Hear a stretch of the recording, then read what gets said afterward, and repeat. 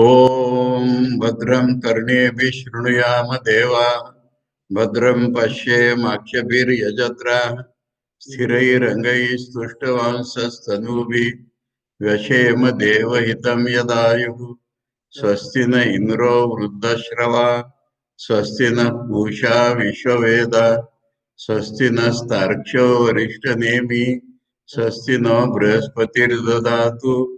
ओम शांति शांति शांति। गौड़पादीय मांडुक्य कारिका के अद्वैत प्रकरण में 7 कारिका हम लोगों ने उस दिन पढ़ ली थी। 8वीं कारिका पढ़ते हैं। यथा भवति बालानां गगनं मलिनं मलैः तथा भवति अबुद्धानां आत्मापि मलिनो मलैः।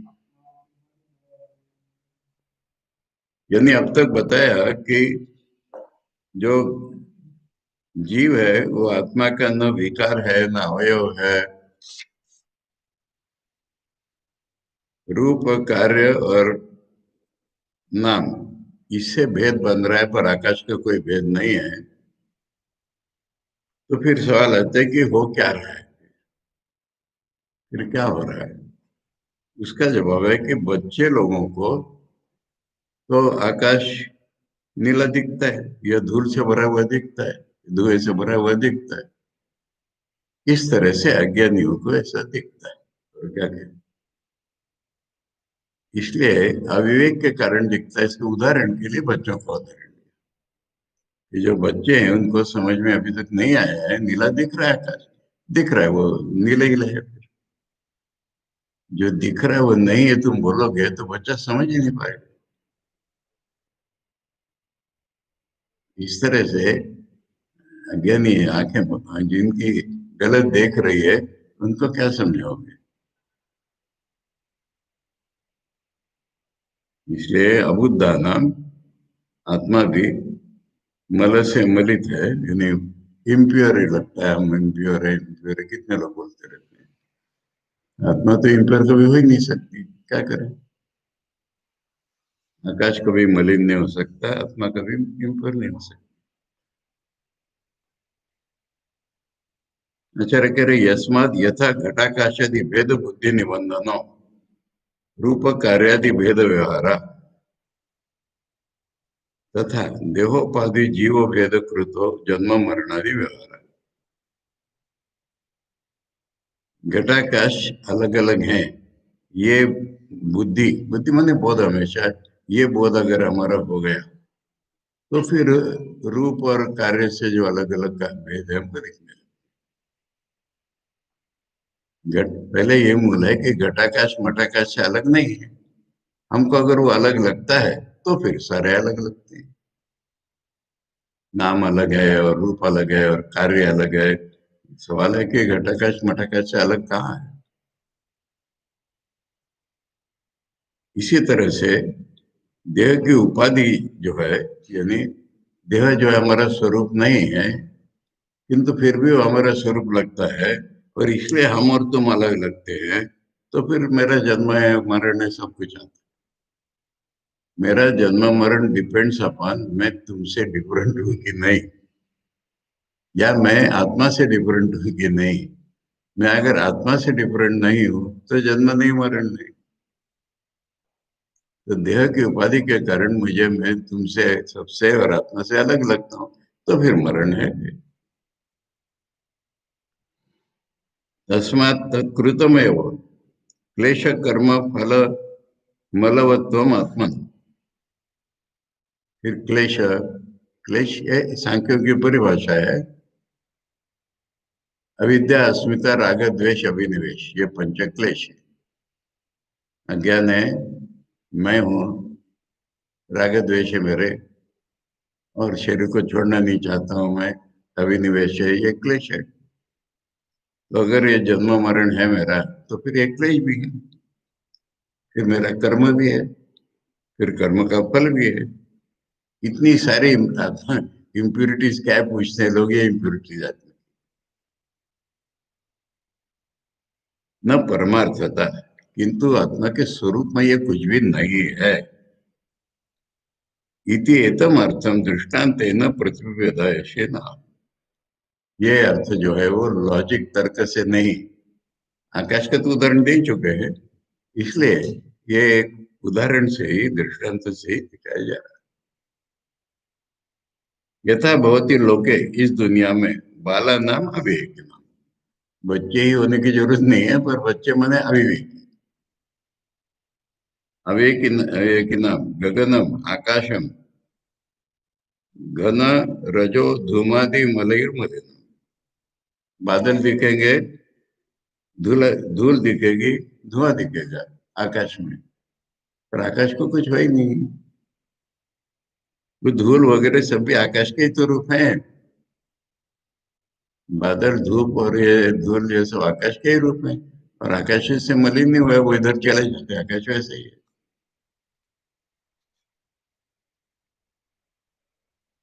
मलव न गगनम,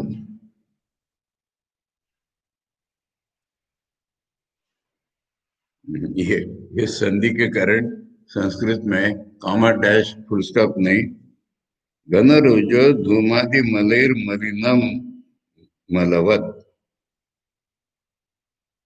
मलिनम माने मलवत। मलिनम मूल शब्द कारिका का आचार्य ने अर्थ दिया है मलवत, मलवाला। मलिन माने मलवाला।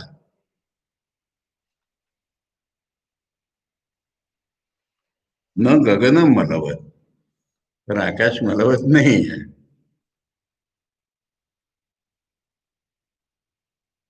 यथार्थ में विवेकी नाम, जिनको उसका स्वरूप मालूम है, विवेक है उसका, उनके लिए गगन मलिन नहीं। गुड मॉर्निंग, मैंने आज आकाश क्लियर रहे।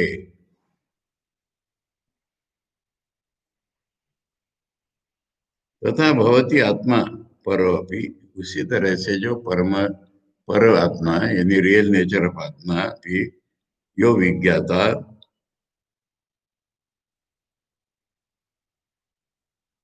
जो विज्ञाता, जो देखने वाला, प्रत्येक क्लेश कर्म फल मलैर मलिनो।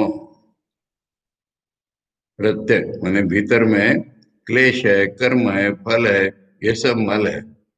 मलिनो अबुद्धा नाम, प्रत्येक आत्मा विवेक रहित, जिनको अपने भीतरी आत्मा का स्वरूप नहीं मालूम है, विवेक नहीं मालूम है, उनके लिए ये सब है, क्लेश कर्म फल मल, न आत्म विवेक वर्तता। जिनको आत्मा का विवेक है, उनके लिए कुछ नहीं, आत्मा तो शुद्ध ही है, नित्य शुद्ध ही है। महापुरुष जी से जैसे लोग पूछते हैं आप कैसे हैं, तो बढ़िया आनंद में। बोले, ऐसा नींद नहीं आई? बोले आप शरीर की बात करते हो, तो शरीर तो ऐसा है ही, ठाकुर की कृपा से मुझे तो मालूम है ना, मैं शरीर नहीं हूँ, ये आत्मावत विवेक ही ना।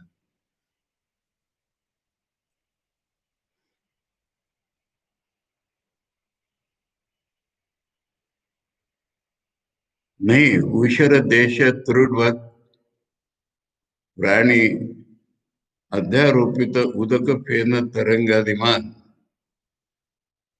ऊषर देश है, बैरन लैंड, रेगिस्तान है, तो उसमें पानी दिखता है, इतना नहीं, घास भी हुई दिखती है। ये तो लोगों ने, मैंने, लोगों के मन में ऐसा दिख रहा है, इसको कहते हैं अध्यारोप। लोगों ने अध्यारोप किया है, बोले लोगों को ऐसा दिखता है, लोग कुछ करते नहीं जा करके, लोगों को ऐसा दिखता है, पर वहां पर न पानी है, न फेन है, न तरंग है। इसी तरह से आत्मा अबुध आरोपित क्लेशादि मले मलिनो न भवती इत्यर्थ। इसलिए आरोपित, हम आरोप कर रहे, हम आरोप कर रहे हैं, हम देख रहे हैं, ये मतलब लेना है। हमको जाके कर नहीं रहे वहां पर, हम देख रहे हैं, ये हम आरोपित कह रहे हैं। हम सत्य नहीं देख रहे हैं, हम मिथ्या देख रहे हैं, ये कह रहे हैं हम आरोपित कर रहे हैं। तो इससे उसमें कुछ बिगड़ा नहीं है। अब इसी को एक्सटेंड करो जरा, मरणे संभवे चैव गति आगमनयोरपि स्थितौ सर्वशरीरेषु आकाशेन अविलक्षणः। चाहे मरण है पहले लिया है, चाहे चाहे मृत्यु प्रतीत हो रही हो, चाहे संभव माने जन्म हो रहा हो, यहाँ से वहां जाना माने ट्रांसफाइग्रेशन, वहां आना, या दुनिया में गति इधर उधर जाना आना, इन सब बातों में भी, सारे शरीरों में रहना, इन सब बातों में भी आकाश से परमात्मा का कोई फर्क नहीं है। आकाश का उदाहरण ही सब जगह लगा।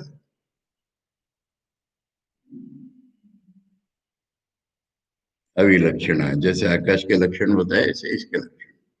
पुनरअपि उक्तम एवं अर्थम प्रपंच, जो बोला है उसी का और फैला है उदाहरण। घटाकाश जन्म नाश गमना गमन स्थितिवत, घड़े में आकाश है, उसका जन्म हो गया, मैंने घड़ा रख दिया तो घड़ा का जन्म हो गया, घड़ा फूट गया तो उसका नाश हो गया, घड़ा इधर उधर सरका दिया तो घटा का सरक गया, घटा इधर ले आए तो आगमन हो गया। इस तरह से सारे शरीरों में आत्मा का जन्म मरण आदि आकाश है न अविलक्षणा प्रत्येत हो गया, आकाश जैसा ही देखना चाहिए। हमने बोले आकाश जो है, आकाश का मतलब होगा ये कोई स्पेस नहीं है, कोई स्पेस एम्प्टी नहीं स्पेस नहीं है। है। हाँ? स्पेस, वही तो वेस्टर्न की मुश्किल हो रही है ना। स्पेस तो है ही है, स्पेस ही खत्म आकाश है, परंतु ये स्पेस एम्प्टी है ही नहीं है, ये प्राइमोर्डियल में। अच्छा स्पेस क्या है बताओ? आत्मा के स्वरूप में स्पेस को कहाँ स्थान है? निरवय में स्पेस नहीं हो सकती। स्पेस इटसेल्फ हमने सुपर इम्पोज की हुई है, हमने मैंने हमको स्पेस दिख रही है। हमको जो स्पेस दिख रही है वो एम्प्टी कहीं भी नहीं हो सकती। खाली हवा से भरी हुई ऐसा नहीं। एक जगह जाओ, ऊपर जाओ, ऊपर जाओ तो हवा थिन थिन थिन होती जाएगी, उसके बाद एम्प्टी रहेगी, कहीं एम्प्टी रहेगी? एम्प्टी रहेगी तो हमको परस्यू भी नहीं हो सकती। क्या बोला जाता है, हाँ? आकाश तो ठीक है, इसका समानार्थक शब्द और क्या होगा? कोई हो नहीं सकता, इसके लिए तो आकाश है। कौन सा समानार्थी शब्द? इसको गुणों से पहचाने। शब्द गुण है और इसमें चीजें रखी जाती है, ये दो गुण आकाश के बताते हैं। जहां से हमको साउंड मिलती है शब्द गुण, और इसमें चीजें रखी रहती है। हमें किसी भी चीज की प्रतीति आकाश में न होती ही नहीं। ये कहा है, ये स्पेस में, और स्पेस की कोई डेफिनेशन नहीं। और स्पेस कभी लिमिटेड भी नहीं हो सकती, दो पॉइंट के भीतर का स्पेस। ऐसा जब हम सोचते हैं तो दो पॉइंट के बाहर का स्पेस भी आता है हमारे में, तभी तो दो पॉइंट के भीतर का कह रहे हैं। इसी और क्या है?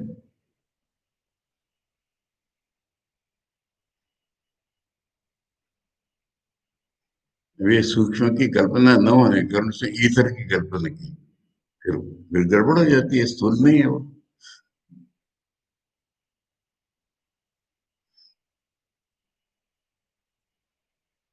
उसका नियरेस्ट इक्वलेंट स्पेस है, परंतु स्पेस कहने से एम्प्टी आता है मन में, वो नहीं है। ये कह रहा हूं ना, इंग्लिश में क्या इक्वलेंट मिलेंगे, कोई कंसेप्ट ही नहीं।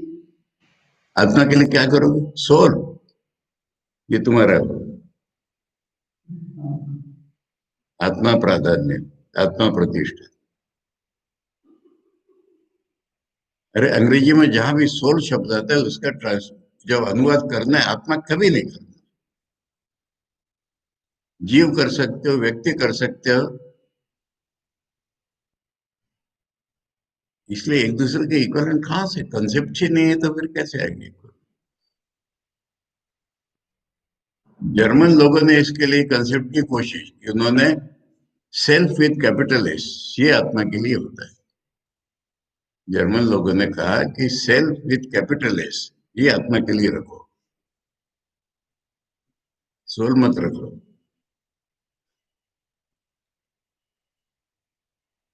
तो इसलिए ये है,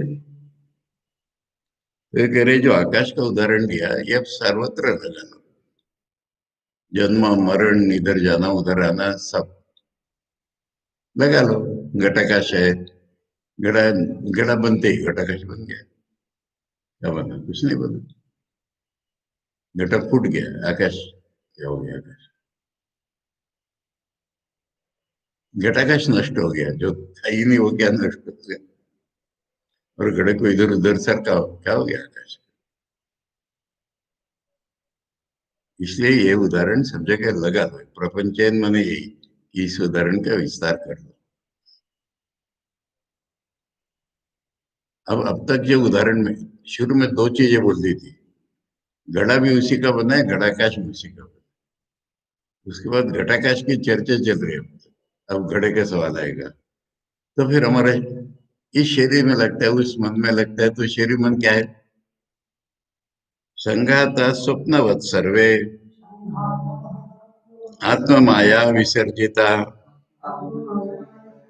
आदिक्य सर्व साम्य वा, नोपपत्तिर्हि विद्यते। इसका जो अर्थ या अनुवाद एकदम ऐसे वाक्य दिखता है ऐसा नहीं करना है। पहले तो कह रहे हैं कि संगात जो है, शरीर हमारे जैसे स्वप्न में दिखते थे ऐसे, इसको और क्या उदाहरण दे? ये तो जैसे स्वप्न में दिखते थे वैसे, फिर भी कैसे बने? बोले आत्मा की जादू से बने। क्या? आत्मा माया विसर्जिता, मैंने हमारे गलत ज्ञान में माया तो शब्द उधर से आता है, इधर से हमारा ज्ञान नहीं आता है। हमें दिख रहे हैं इसलिए कह रहे बने। कैसे बने? आत्मा ने जादू से बना दिया, और क्या कहेंगे? संगात तो सपने में दिखते हैं वैसे हैं, बाहर दिखते हैं, ये आत्मा ने जादू से बना दिए। अब यहां पर कह रहे हैं कि आधिक्य सर्वसाम्यवा, माने छिपकली का शरीर, बाघ का शरीर, गाय का शरीर, आदमी का शरीर, देवताओं का शरीर, कितने अलग अलग नहीं है। बोले होने दो, आत्मा में कुछ फर्क नहीं पड़ा। फिर कोई आते हैं हमारे कम्युनिस्ट लोग, सब समान है। बोले समान होने दो, आत्मा में क्या फर्क पड़ा? यहाँ पर आधिक्य सर्वसाम्यवान उपपत्ति विद्यते का एकदम ऐसा मोटा अर्थ बनेगा कि इनके एक दूसरे से अधिक होने में भी कोई लॉजिक नहीं है, समान होने में भी कोई लॉजिक नहीं। तो अर्थ इसका ऐसा है कि इनके समान या एक दूसरे से अलग होने पर भी आत्मा में कोई फर्क नहीं। मैंने अलग अलग है इसके लिए कोई लॉजिक नहीं बना हमारे पास। अलग अलग होंगे तो छोटे बड़े होंगे, अलग अलग होंगे तो समान होंगे। फिर इससे आत्मा कोई अलग अलग नहीं हो गए, आदमी देवताओं से अलग नहीं हो गया, आदमी से छिपकली अलग नहीं हो गई, एक ही आत्मा तो है। ये कितना दिव्य भव्य दर्शन है, जैसे जिसको होता है तो उनका ऐसा क्यों है? रूप कार्य समाख्याश्च, यानी माँ से किसी ने पूछा, माँ कह रही मैं सबकी माँ होती हूँ। फिर वो चीटियां जा रही वहां से, बोले इनकी भी तो माँ होती है। हाँ मैं इनकी भी होती हूँ। फिर इनकी दुर्दशा को इस जीवन में ऐसे ही, माँ का जवाब है इस जीवन में ऐसे ही होगा। इसलिए ये रूप कार्य समाख्या में तो भेद रहेगा, परंतु भेद तो ही नहीं।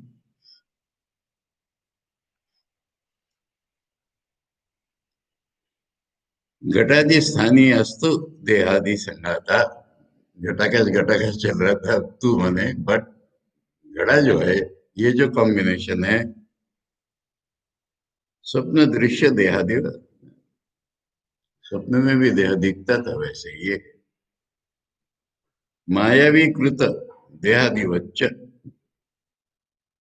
मैंने जादूगर ने बनाया हुआ उसके जैसा है। स्वप्न में जैसा था वैसा बोलो, या जादूगर ने बना दिया वैसा है।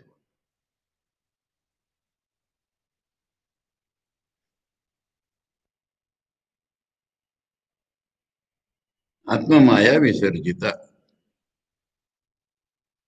आत्मा की जो माया माने अविद्या, आत्मा की माया हमें और से अविद्या तया प्रति उपस्थित, इसलिए हमको दिख रहे हैं। न परमार्थता संति देहता, इन रियलिटी कुछ है ही नहीं। ज्ञानेश्वर महाराज का एक स्टेटमेंट है मजेदार, गीता में भगवान के आधार पर। मैंने दुनिया के बारे में जैसे पूछ रहा है अर्जुन कुछ, तो ज्ञानेश्वर कहते हैं, जो हुआ ही नहीं उसके बारे में क्या पूछ रहा है, कैसे होता है, कौन मरता है, क्या जीता है, जो हुआ ही नहीं उसके डिटेल क्या पूछ रहे हैं।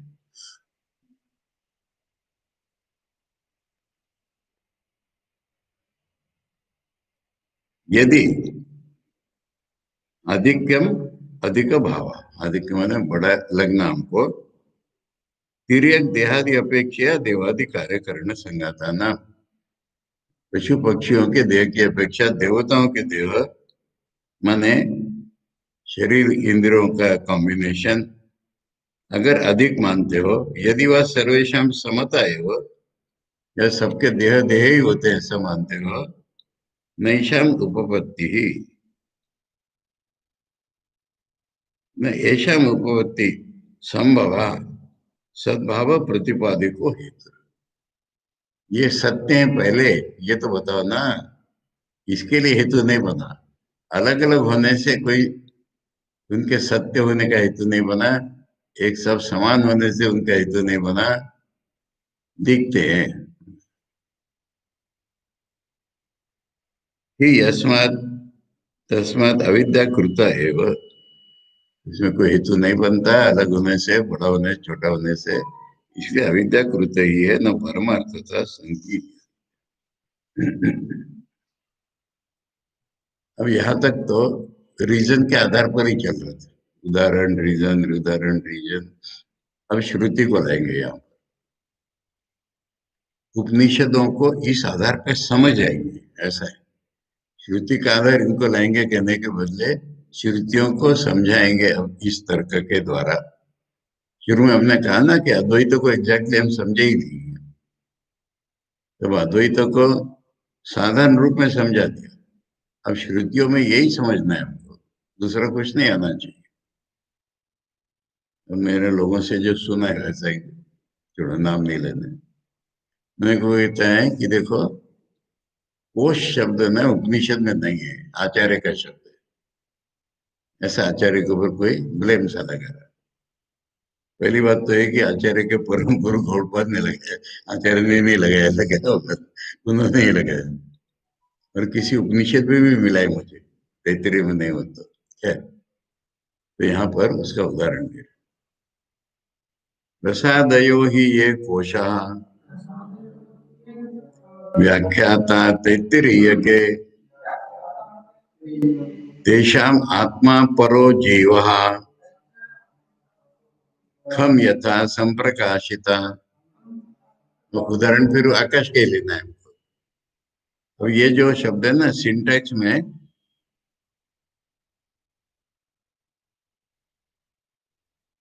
परो आत्मा तेषाम जीवा ऐसा पढ़ना है।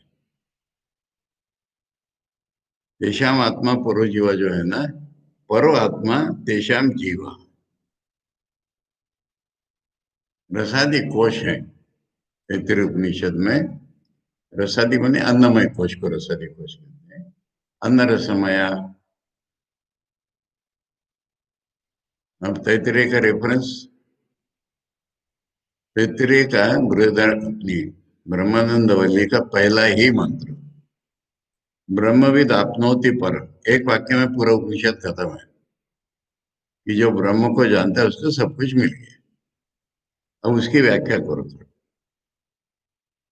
सत्यम ज्ञानम अनंतम ब्रह्म, ब्रह्म तो ये हो गया। यो वेद निहितम गुहायाम परमे व्योमनुस, याद नहीं आ रहा था ना? यो वेद परम गुहायाम परमे व्योम, इसको जो अपने हृदय गुहा में जान लेता है वो ब्रह्म क्या है, सत्यम ज्ञानम अनंत। यो वेद माने जो अपने हृदय में उसको जान लेता है वो। अब क्या है, अपनोति परम, उसको सब कुछ मिल जाता है, उसका वर्णन है।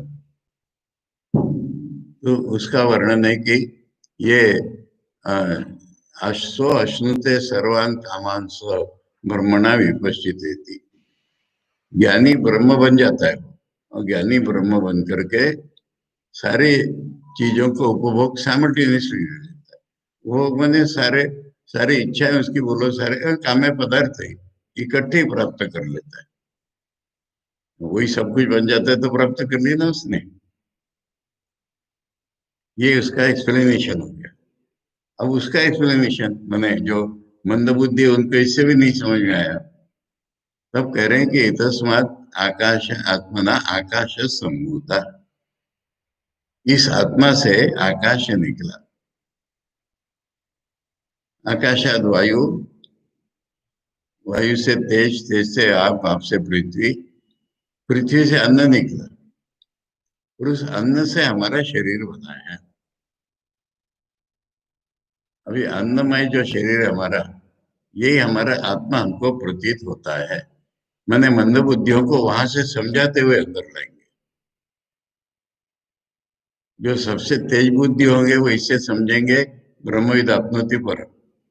अच्छी बुद्धि वाले होंगे उनके लिए ये बताया सत्यम ज्ञानम अनंतम ब्रह्म, हृदय में जान लेगा वो सब कुछ उसको मिल जाता है। अब और नीचे के लोगों को समझाना है तो कहेंगे इसी आत्मा से आकाश निकला, आकाश से वायु, वायु से होते होते पृथ्वी, पृथ्वी से अन्न निकला, और वो अन्न और उसका रस मैंने पानी और अन्न जो भी बोलो, उससे ये शरीर बन गया। आदमी को लगने लगा ये मैं हूं, लगने लगा।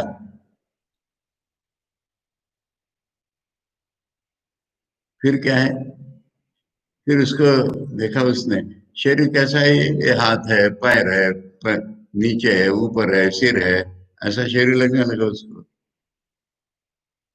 परंतु उसने देखा रे तो ये तो मैं तो नहीं हूं, मैं इसके भीतर रहने वाला हूँ। तो वो भीतर रहने वाले मेरा रूप क्या है, उसी तरह से शरीर के भीतर रहता हूं ना, तो उसके भी फिर कल्पना कर लो। ये हाथ है, पैर है, ये सब अलग अलग। फिर पता चलता है ये थोड़ी मैं हूँ, इंद्रिया प्राणी है, कहाँ मैं हूँ, मैं तो मन हूँ।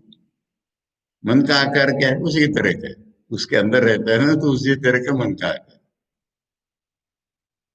अभी अच्छा आदमी है, मैंने मन के अंदर क्या मिलेगा उसको, ये वेद उसका दक्षिणा पक्ष है, यज्ञ उसका दाहिना, ऐसा ऐसा कर्म करने वाला मन। फिर उसके लगे इसमें तो कोई चेतन का प्रतीत यही नहीं है, मैं तो इसके भीतर रहता हूँ, मन को तो मैं यूज करता हूँ।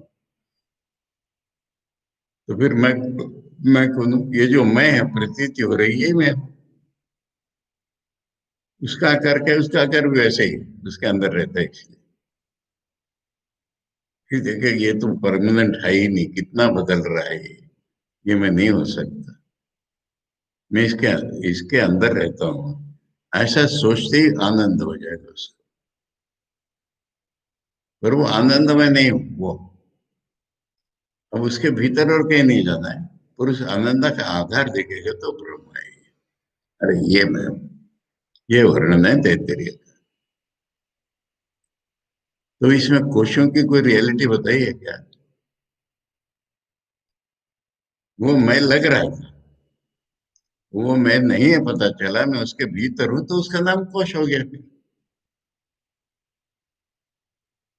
उदाहरण के लिए तो ऐसे ही हुआ ना, डिब्बी के अंदर डिब्बी, उसके अंदर डिब्बी, उसके अंदर डिब्बी, उसके अंदर माणिक रत्न है कुछ, तो वो माणिक पहले वही लग रहा था, वो नहीं है ना। अभी इन सबका लाइफ कहाँ पर है, जो भी इनरमोस्ट रियलिटी है ना, वही उस शरीर का लाइफ है कि नहीं, वही इंद्रियों का लाइफ है, वही मन का लाइफ है, वही आई कॉन्शियसनेस का लाइफ है, ये कह रहे हैं। परो आत्मा तेषाम जीवा, जीवत्व जो उनमें, एनिमेशन बोलो या लाइफ बोलो या चेतन बोलो, वो जो पर आत्मा है वही तो इन सबका जीव है, इसलिए जीव शब्द है। जीव माने एकदम, ये मैं वो, जीव माने उसका जो लाइफ है वो जीव। ये श्लोक है।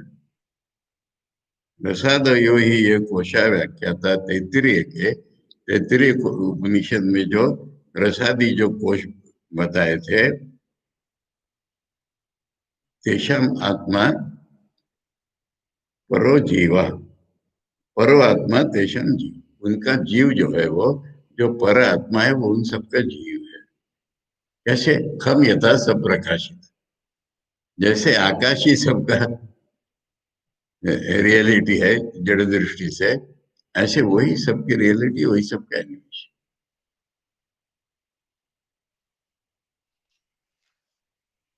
उत्पत्त्यादि वर्जितस्य अद्वयस्य आत्मतत्वस्य, जिसमें उत्पत्ति नहीं, स्थिति नहीं, प्रलय नहीं, ऐसा जो आत्म तत्व है अद्वय, श्रुति प्रमाणकत्व प्रदर्शनार्थम, यही श्रुति ने समझाया है, ये बताना है। यानी श्रुति का ही अर्थ ठीक लगाना है, श्रुति ने क्या समझाया है ये बताना है।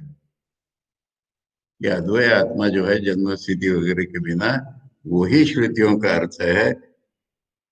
दर्शनार्थम वाक्यानि उपन्यास्यन्ते, इसलिए श्रुति के वाक्य यहाँ लाए जा रहे हैं।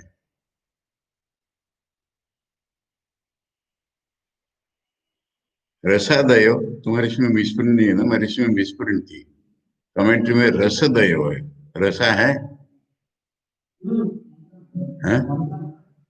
भाष्य में पहला शब्द रसा है, मेरे इसमें रस होता है। रसादयो, रसादयो को आचार्य समझा रहे हैं, अन्न रसमया प्राणमया इति एवं आदया, कोशा इव कोशा, वो कोई कोश नहीं है, पर जो उनके अंदर हम प्रतीत होते हैं उनको कोश कह रहे हैं। आचार्य ने स्पष्ट कर दिया, पर कोशा ही वो कोशा। कैसे कोश? अस्सी आधे, ये अस्सी आधे नहीं है, अस्सी आधे, तलवार के लिए मैन लगती है ना, ऐसे ये कोश, जैसे तलवार के लिए मैन लगती है, ऐसे ये इसमें इसमें इसलिए इसका नाम कोश। ठाकुर ने देखा ना, मैन गिर गई, तलवार वैसे की वैसे रही, मरण के लिए, मरण के लिए तलवार में कुछ भी नहीं हुआ, मैन गिर गई।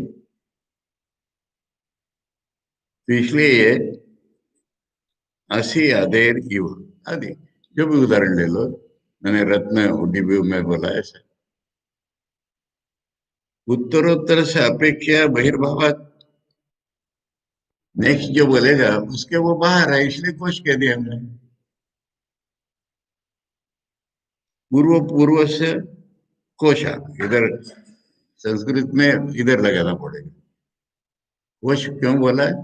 कि जो उसके बाद वाला उसके ये भीतर, इसके बाहर है, उसके बाहर है, इसलिए कोशा। व्याख्याता विस्पष्ट व्याख्याता अच्छी तरह से बोले थे। तैत्तिरीय के माने तैत्तिरीय का शाखा उपनिषद वल्या, तैत्तिरीय शाखा की उपनिषद वल्ली में तेषाम कोशा नाम आत्मा, आत्मा समझा रहे, ये न आत्मना पंचापी कोश आत्मवंतो अंतरत्वेन, आत्मा यहाँ पर रियलिटी, रियल नेचर, जिसके कारण ये पांचों कोश रियल लगते हैं। अंतरत्व में वो है भीतर का, सबसे भीतर का, सबसे भीतर का जो आत्मा, उनके कारण ये आत्मावान लगते हैं, उन्हें कुछ है ऐसे लगते हैं। सही सर्वेशम जीवन निमित्तत्व जीव, और ये जीते जो है उसके कारण है, इसलिए उसका नाम जीव है। ये सुंदर है जीव। ये पूरी व्याख्या इतनी ब्यूटीफुल लग रही है, मैंने कैसे समझाया है आचार्य ने श्लोक को।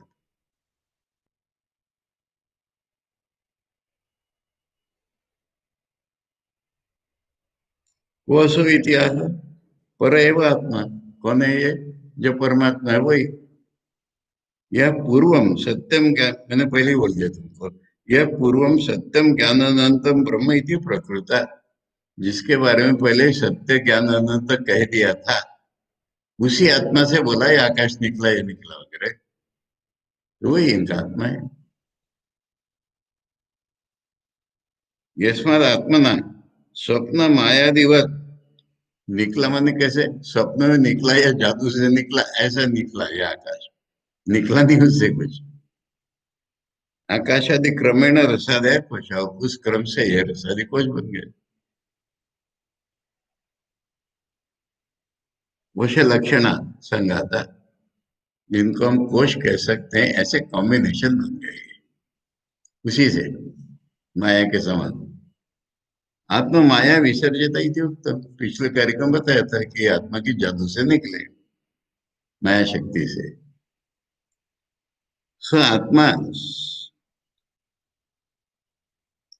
अस्माभिर यथा खम, वो हम लोगों का आत्मा, समझे ना, आत्माओं ने कोई पराई चीज नहीं बताई है भाई।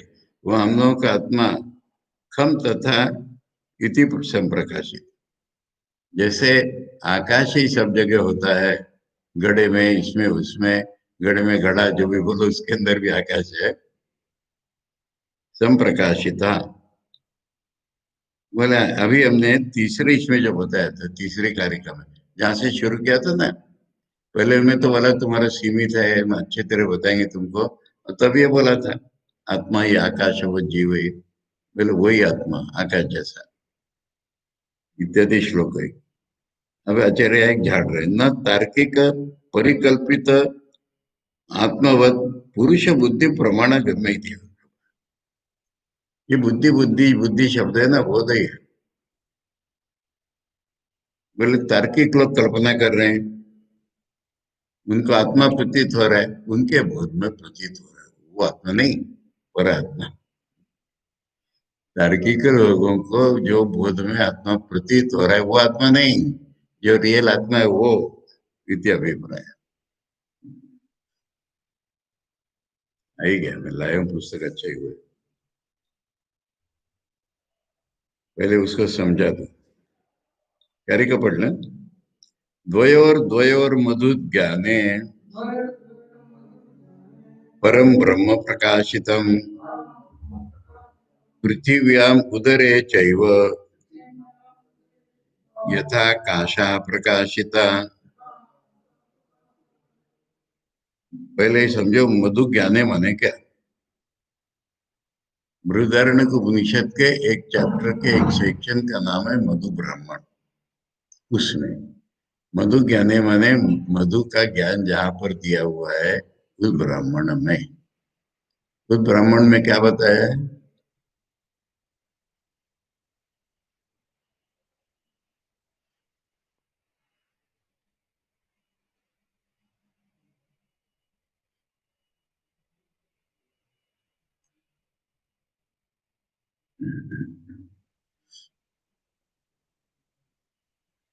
मिल गया, सबसे इंपॉर्टेंट पॉइंट पर आए हुए चला गया।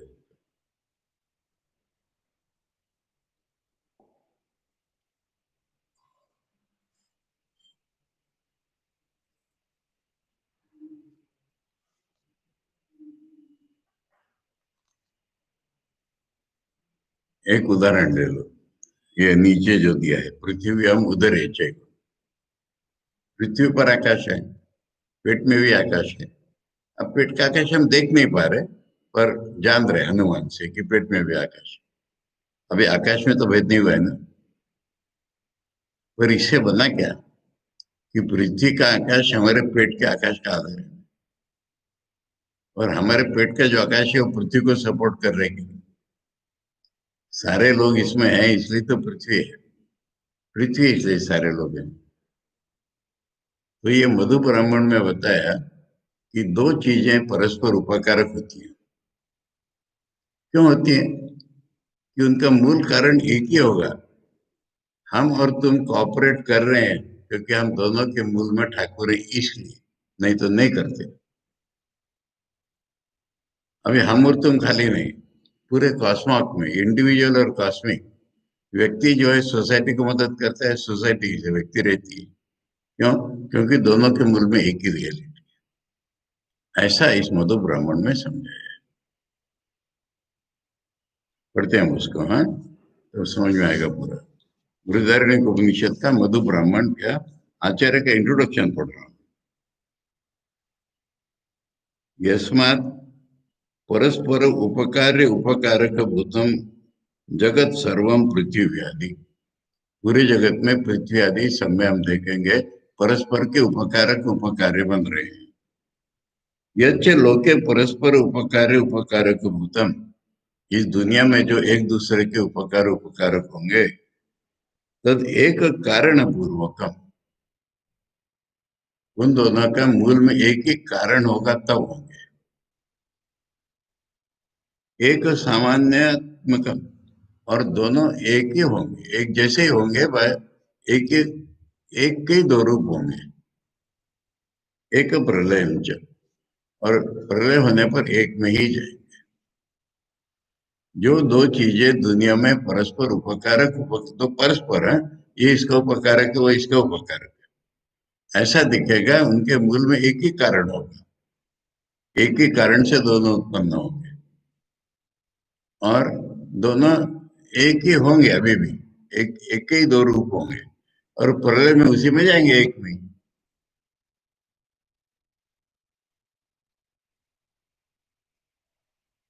तस्मात इदम अपि, ये जो मधु ब्राह्मण है, पृथ्वी आदि लक्षणम जगत परस्पर उपकारक उपकारकत्वात् यथाभूतम भवितुम अर्हति। इसलिए दुनिया में भी पृथ्वी मेरा उपकारक है, सारे जीव पृथ्वी के उपकारक हैं, ये जो इसी प्रकार होना चाहिए कि इसके मूल में एक ही है। इसकी शुरुआत कहाँ से हुई मतलब, ये कहाँ पर है मधु ब्राह्मण? मैत्री ब्राह्मण के बाद नेक्स्ट। मैत्री ब्राह्मण में याज्ञवल्क्य मैत्री को क्या सिखा रहे? पति पत्नी का प्यार एक दूसरे के लिए नहीं होता, कॉमन आत्मा है इसलिए होता है। किसी को भी दुनिया में हम बड़ा मानते हैं, राजा को बड़ा मानते हैं, अगर ये राजा को हमने ब्रह्म से अलग लेके बड़ा माना तो हम राजा से ही पराभूत होंगे। ब्राह्मण को हम बड़ा मानते हैं, ये ब्रह्म से अलग ब्राह्मण को हम बड़ा माना तो उसमें हमारा पराजय है। सारी दुनिया का आपस में प्यार, सारी दुनिया का एक दूसरे को बड़ा मानना, ये उस कॉमन रियलिटी के कारण ये सिखाया। अब उसी का ये निगमन जैसा है, कंक्लूजन। देख लो दुनिया में जो परस्पर परस्पर उपकारक है, इसमें एक ही कारण होगा, एक ही चीज होगी, और एक ही में प्रलय होगा। तो इसलिए ये पृथ्वी आदि सब भवितुम एष ही अर्थो अस्मिन ब्राह्मणे प्रकाश्यते। इस ब्राह्मण में इंट्रोडक्शन में आचार्य ने बता दिया कि इस ब्राह्मण में ये चीज बताई।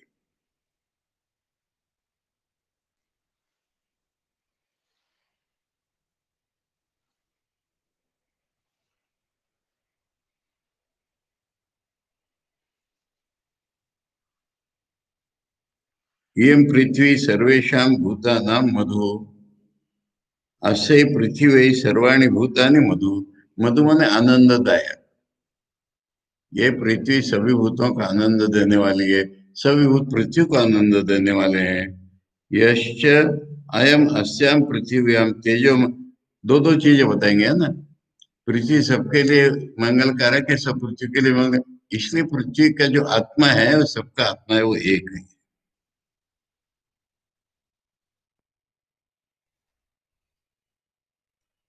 इमा आपा सर्वेशा भूतानां मधु, आसाम अपाम सर्वाणी भूतानि मधु। पानी सबके लिए उपकारक है, सब लोग पानी के लिए उपकारक है, इसलिए इन दोनों की रियलिटी एक ही है। अग्नि सबके लिए उपकारक है, सब लोग अग्नि के उपकारक है, अग्नि नहीं होगा तो अग्नि जलेगा को, इसलिए दोनों की रियलिटी एक ही है। वायु सबका उपकारक है, सब लोग वायु के उपकारक है, इसलिए दोनों की रियलिटी एक ही है। आदित्य सबका उपकारक है, सब लोग आदित्य के उपकारक है, इसलिए रियलिटी एक ही है। दिशाएं सबके उपकारक है, सब लोग दिशाओं के उपकारक है, इसलिए जो कॉस्मिक और इंडिविजुअल बार बार बताते जाएंगे, कॉस्मिक में जो जीव है वही इंडिविजुअल में जीव है। चंद्र सबके लिए उपकारक है, सब लोग चंद्र के उपकारक है, इसलिए चंद्र का जो जीव है वही हमारा जीव है। लाइटनिंग सबके लिए उपकारक है, हम उसके लिए उपकारक है, इसलिए वो भी। बादल उसके लिए उपकारक है, हम बादल के लिए उपकारक है, इसलिए रियलिटी है। आकाश सबके उपकारक है, हम सब आकाश के लिए उपकारक है, इसलिए रियलिटी है। धीरे धीरे आप बढ़ा रहे हैं, हाँ? धर्म सबके लिए उपकारक है, सब लोग धर्म के लिए उपकारक है, इसलिए धर्म की जो रियलिटी वही हमारी रियलिटी। अब ये जो सत्य है, इदम सत्यम सर्वेशा भूतानां। हाँ, उल्टा ये तो समझाएगी। हम मैंने एक उदाहरण के लिए दे दिया अग्नि का। सब कैसे ही समझो। अगर हम कोई अग्नि नहीं जलाएंगे तो क्या होगा? अग्नि जलेगा? अग्नि को हम ये करते हैं, बढ़ावा देते हैं। सब लोग यज्ञ कर रहे हैं, इसलिए अग्नि की महिमा हो गई। आदमियों के बिना अग्नि क्या है बताओ? क्या करेगा? दुनिया को जला के रख देगा, खत्म, बस हो गया उसका काम। हर चीज देखो, पानी के लिए हम नहरें खोदते हैं, हम तालाब बनाते हैं। इसलिए देखो तो ऐसा ही लगेगा कि कॉस्मिक जो है वो हमारे लिए बना है। मैंने इसका स्वामी जी ने दिया हुआ उदाहरण दिया ना, society is always for the individual, individual is for society. इसलिए जितना भी दुनिया में कॉस्मिक रूप हमको दिखते हैं, वो सब हमारे लिए, हम उनके लिए। ये फिजिकल ले लो, जैसे कहा ना कि बाहर एयर है, इसलिए हमारे पेट के भीतर का प्रेशर ठीक होता रहता है, तो पेट फट जाता। अगर पृथ्वी का एयर प्रेशर नहीं होता तो हमारा पेट फट जाता। और हम सब लोग हैं, इसलिए पृथ्वी के एयर की मान्यता है। इसलिए हर चीज दुनिया में ऐसी है। बताए ना, उसके बाद आ रहा है, पहले रिलेशन में बताया था, हस्बैंड वाइफ ये वो सब, और फिर ये उदाहरण है। और परस्पर उपकार उपकारक इसलिए है कि उसकी रियलिटी जो है वही मेरी रियलिटी, इसलिए। हम इसका कंक्लूजन करके निकाला उन्होंने कि जो सत्य है वही सबके लिए उपकारक है, हम सब सत्य के उपकारक। ये आदमी जो है, फिर बोल रहे आदमी सबके लिए उपकारक है, आदमी के लिए सब उपकारक है। खत्म नहीं है अभी। आत्मा सबके लिए उपकारक है, सब कुछ आत्मा के लिए है। तो यही आत्मा सबका अधिपति है, सबका राजा है, सब लोग इसी के लिए हैं। ऐसा द्वैत को करते करते करते करते अद्वैत में ले आया। ये मधु ब्राह्मण है।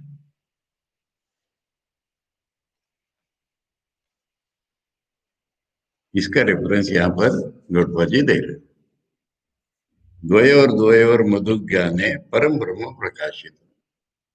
दोनों दोनों के मधु ज्ञान से, माने ये इसके लिए आनंददायक, इसके लिए आनंददायक, ये मधु ब्राह्मण में जो बताया है, इसमें ब्रह्म को ही प्रकाशित किया है। जैसे पृथ्वी का आकाश और हमारा पेट का आकाश। फिर वो आ गया ना आकाश का उदाहरण, फिर चालू किया। तो ये आकाश के उदाहरण पर हमको श्रुति सबको समझा रहे हैं। वहां क्या बताया था ना, ये बताया था।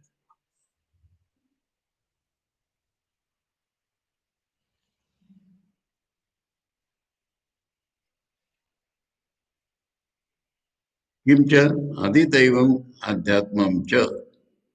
अधिदैवम माने कॉस्मिक, अध्यात्म माने इंडिविजुअल।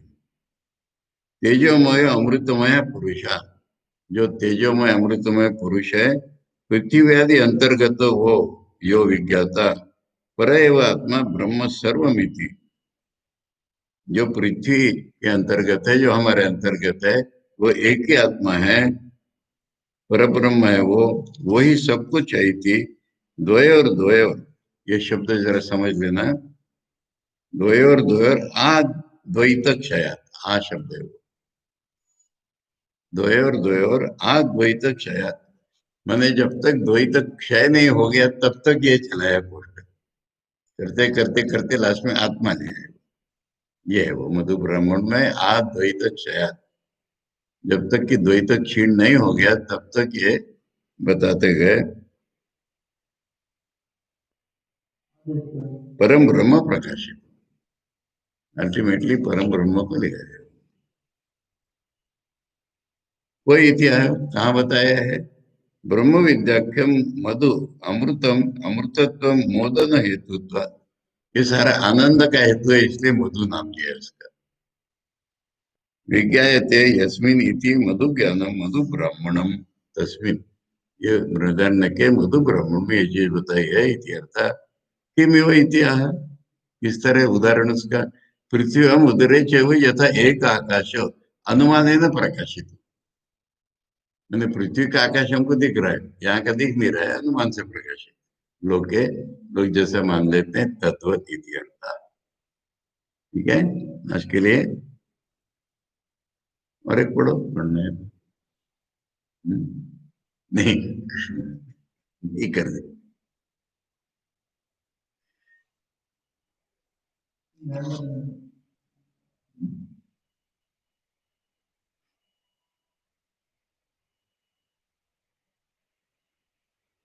एक पढ़ लो, इसी के सीरीज में है, फिर दोबारा पढ़ो। जीवात्मनो अनन्यत्वम अभेदेन प्रशस्यते, नानात्वं निंद्यते यच्च तदेवं हि समंजसम। उपनिषदों में नानात्व का वर्णन भी आएगा, अद्वैत का वर्णन भी आएगा, अद्वैत की प्रशंसा आएगी, नानात्व की नींद आएगी। इससे समझ लो श्रुति को क्या कहना है। ठीक है, भाष्य कल पढ़ेंगे इसका। श्रुति को कैसे पढ़ना सिखा रहे हैं गुरु। ओम भद्रम कर्णेभिः शृणुयाम देवा, भद्रम पश्येमाक्षभिर्यजत्रा, स्थिरैरङ्गैस्तुष्टवांसस्तनूभिः व्यशेम देवहितं यदायुः। स्वस्ति न इंद्रो वृद्धश्रवा, स्वस्ति न पूषा विश्ववेद, स्वस्ति नस्तार्क्ष्यो अरिष्टनेमि, स्वस्ति नो बृहस्पतिर्दधातु। ओम शांति शांति शांति। हरि ओम तत्सत। श्री रामकृष्ण अर्पणमस्तु। अगर हम कोई रहते ही नहीं तो पृथ्वी क्या थी, किसके लिए थी, क्या ग्लोरी थी उसकी।